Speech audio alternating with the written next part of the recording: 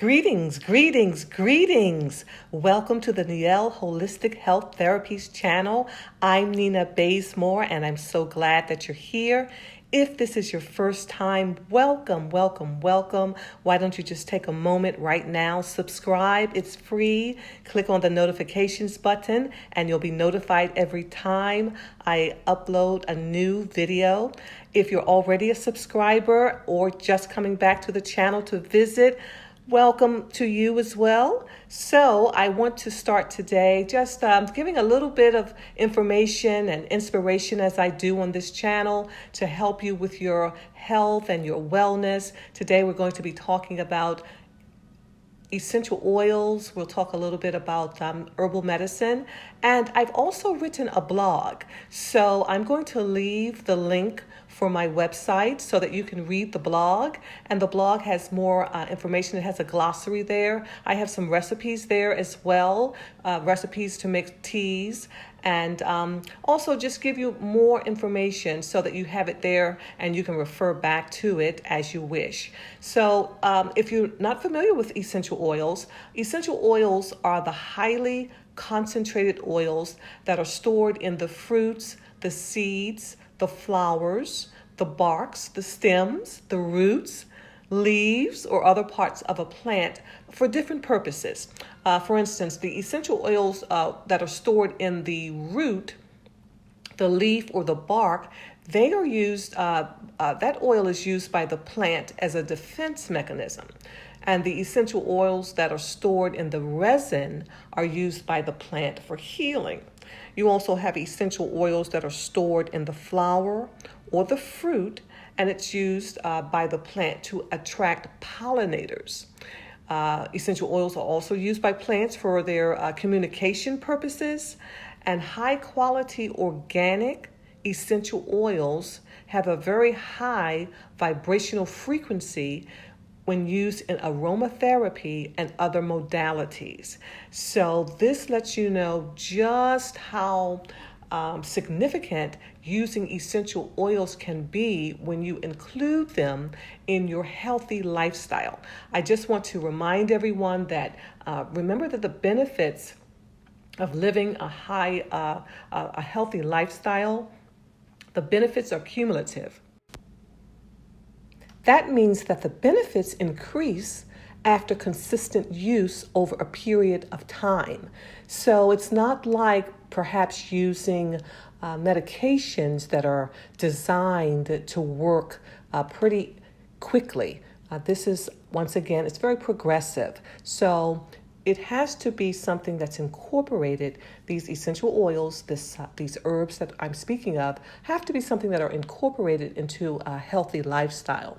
And once you get to the blog, as I said, I have a list of different herbs. It's not all inclusive, of course, but there's some herbs there and some essential oil benefits that I've listed. Many of you perhaps are very familiar with cinnamon and the studies that have been done to show that cinnamon can be very useful in the management of diabetes and even high cholesterol, stress management, pain management. We know that cinnamon is antimicrobial.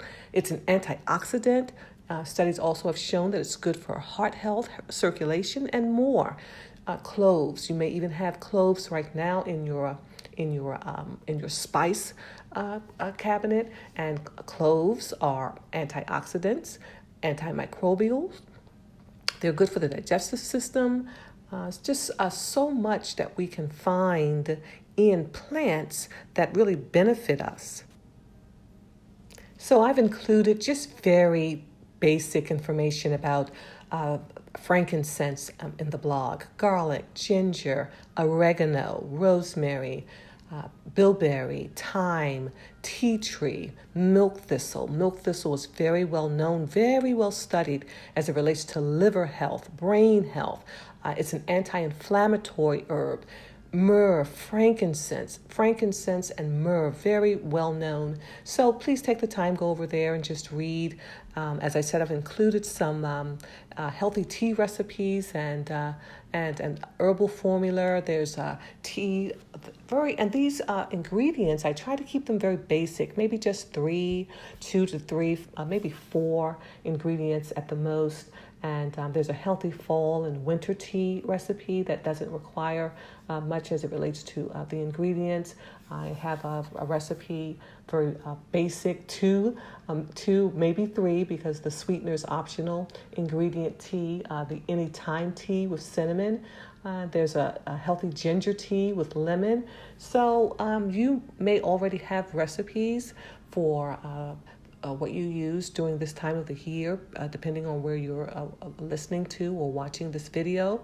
But these teas really, if you're just working on preventative measures and you just want to keep your immune system really boosted and really healthy, then coming up with recipes and incorporating them into your lifestyle, it's going as you work toward optimum health. And that's what it's all about, doing all that we can do so that we can reach our level of optimum health.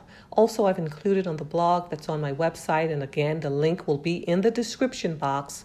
I've included some definitions of some of the terms that we use. I think that it's important that we understand the type of herbs that we're using and some of the benefits from the herbs that we're using. So we need to know what type of herb that we're using. For instance, if you're using an adaptogen, you need to know what types of herbs are adaptogens. We want to understand the bitter herbs. We need to understand herbs that are considered to be expectorants.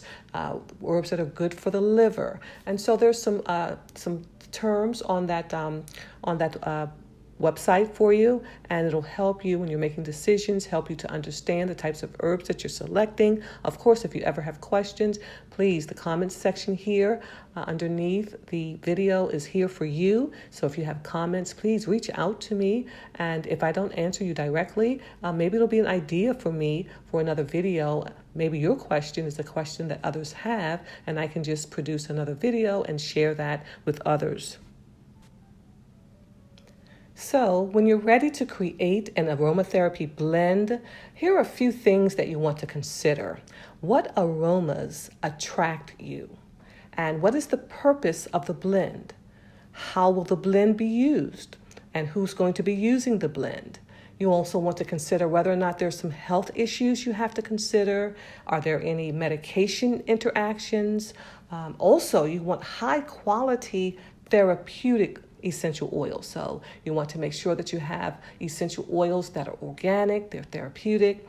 And then after you've answered these questions to your satisfaction, you just start understanding that there are no strict guidelines regarding the essential oil blends. There are no strict guidelines. There are standards, of course. We have general standards, and we want to consider those standards for safety purposes as well as better outcomes. But it really boils down to your personal preference and how you're being inspired. These are usually the determining factors.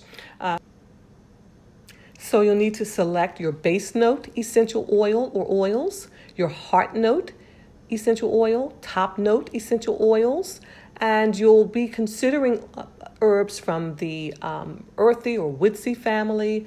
Some herbs are citrusy, some are sweet, spicy, floral. Again, it's your preference. And it's also going to be dependent upon how you're going to use this blend.